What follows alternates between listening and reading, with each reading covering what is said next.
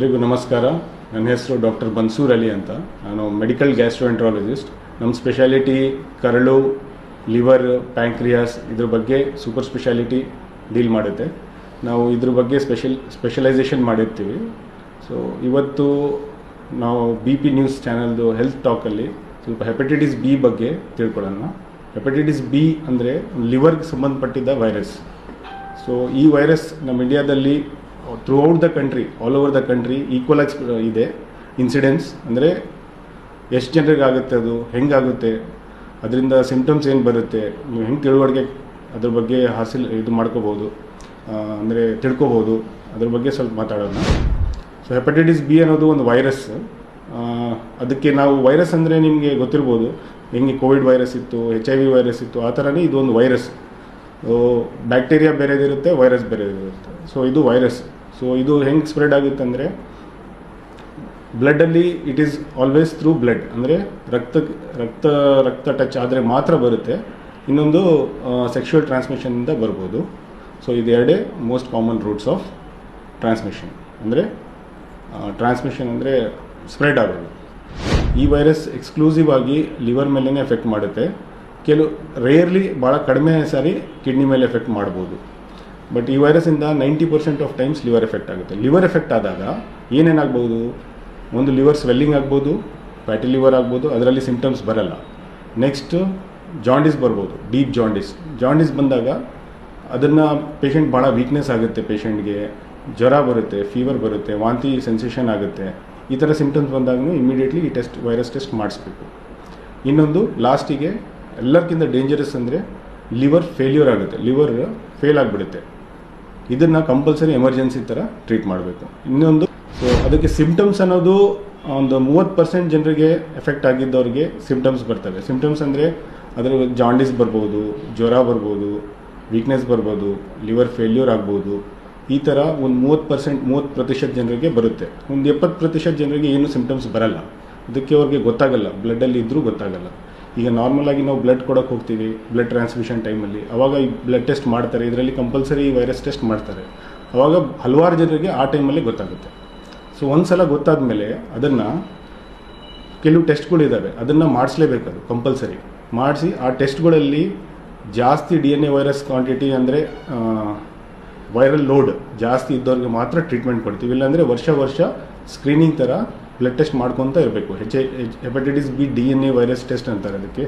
ಅದನ್ನು ಮಾಡಿ ಹೆಪಟಾಲಜಿಸ್ಟ್, ನಮ್ಮ ಥರ ಗ್ಯಾಸ್ಟ್ರೋಎಂಟ್ರಾಲಜಿಸ್ಟ್ಗೆ ತೋರಿಸಿದರೆ ನಾವು ಅದನ್ನು ಕರೆಕ್ಟಾಗಿ ಟ್ರೀಟ್ಮೆಂಟ್ ಕೊಡ್ತೀವಿ. ಇದಕ್ಕೆ ಟ್ರೀಟ್ಮೆಂಟ್ ನಾನು ಹೇಳಿದ ಥರ hepatitis B virus DNA viral load ಮಾಡಿಸ್ಬೇಕು. ಮಾಡಿಸಿ 20,000ಕ್ಕಿಂತ ಜಾಸ್ತಿ ಇದ್ದರೆ ನಾವು ಅದನ್ನು ಟ್ರೀಟ್ಮೆಂಟ್ ಸ್ಟಾರ್ಟ್ ಮಾಡ್ತೀವಿ. ಈಗ hepatitis B virus eradication program ಅಂತ ಗೌರ್ಮೆಂಟ್ದೇ ಪ್ರೋಗ್ರಾಮ್ ಸ್ಟಾರ್ಟ್ ಆಗಿದೆ.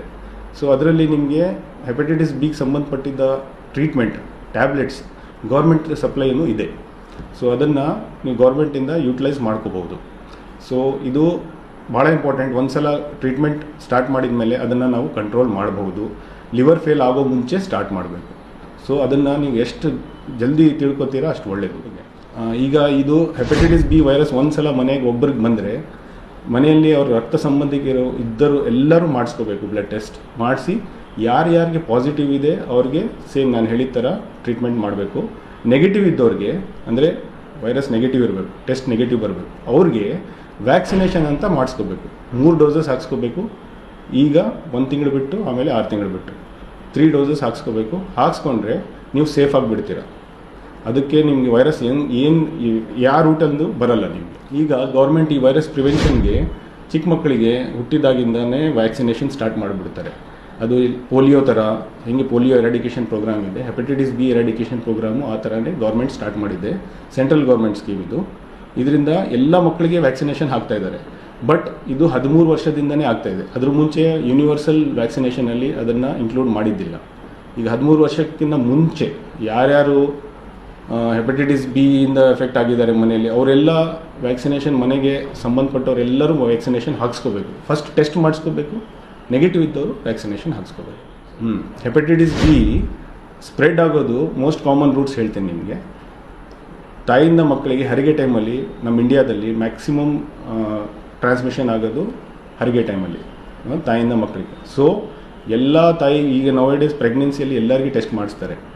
ಪಾಸಿಟಿವ್ ಇದ್ದವ್ರಿಗೆ ಹರಿಗೆ ಟೈಮಲ್ಲಿ ಒಂದು ಇಮ್ಯುನೋಗ್ಲೋಬುಲಿನ್ ಅಂತ ಕೊಡ್ತಾರೆ ಮಕ್ಕಳಿಗೆ. ಸೊ ಅದರಿಂದ ಪ್ರಿವೆಂಟ್ ಆಗುತ್ತೆ ಅದು ಟ್ರಾನ್ಸ್ಮಿಷನ್. ಸೊ ನೆಕ್ಸ್ಟ್ ಏನಂದರೆ ಸೆಕ್ಷುವಲ್ ಟ್ರಾನ್ಸ್ಮಿಷನ್. ಸೊ ಇದರಿಂದನೂ ಸ್ಪ್ರೆಡ್ ಆಗುತ್ತೆ. ಸೊ ಇದನ್ನು ನೀವು ಪ್ರಿಕಾಷನ್ಸ್ ತಗೋಬೇಕು. ಪಾಸಿಟಿವ್ ಇದ್ದವರು, ನೆಗೆಟಿವ್ ಇದ್ದವ್ರಿಗೆ ವ್ಯಾಕ್ಸಿನೇಷನ್ ಹಾಕಿ ನೀವು ಮದುವೆನೂ ಮಾಡ್ಕೋಬೋದು, ಅದನ್ನು ಸೆಕ್ಷುವಲಿ ಕಾಂಟ್ಯಾಕ್ಟು ಇಟ್ಕೋಬೋದು, ಏನಾಗಲ್ಲ. So vaccination is very important. Ballari ಜನತೆಗೆ ಹೇಳೋದು ಭಾಳ ಇಂಪಾರ್ಟೆಂಟ್ ಮೆಸೇಜ್ ಏನಂದರೆ, ಇದನ್ನು ನೀವು ಭಾಳ ಇಂಪಾರ್ಟೆಂಟ್ ವೈರಸ್ ಅಂತಲೇ ತಿಳ್ಕೋಬೇಕು. ಬಿಕಾಸ್ ಇದರಿಂದ ಕಾಂಪ್ಲಿಕೇಶನ್ ಆದರೆ ಲೈಫ್ಗೆ ಭಾಳ ತೊಂದರೆ ಆಗುತ್ತೆ. It's life threatening virus. So ಇದನ್ನು ಎಲ್ಲರೂ ಹೆಪಟೈಟಿಸ್ ಬಿ HBsAg ಅಂತ ಒಂದು ಟೆಸ್ಟ್ ಇರುತ್ತೆ. ಎಲ್ಲ ಗೌರ್ಮೆಂಟ್ ಹಾಸ್ಪಿಟಲ್ಸಲ್ಲಿ ಎಲ್ಲ ಕಡೆ, ಈವನ್ ಪ್ರೈಮರಿ ಹೆಲ್ತ್ ಸೆಂಟರ್ಸಲ್ಲೇ ಅವೈಲೇಬಲ್ ಇದೆ. ನೀವೆಲ್ಲ ಇದನ್ನು ಉಪಯೋಗಿಸ್ಕೊಳಿ ಪ್ಲೀಸ್. ಎಲ್ಲರೂ ಹೆಪಟೈಟಿಸ್ ಬಿ ವೈರಸ್ ಟೆಸ್ಟ್ ಮಾಡಿಸ್ಕೊಂಡು ಇದನ್ನು ಎರಾಡಿಕೇಟ್ ಮಾಡೋಕ್ಕೆ ಗೌರ್ಮೆಂಟ್ಗೆ ಹೆಲ್ಪ್ ಮಾಡಿ.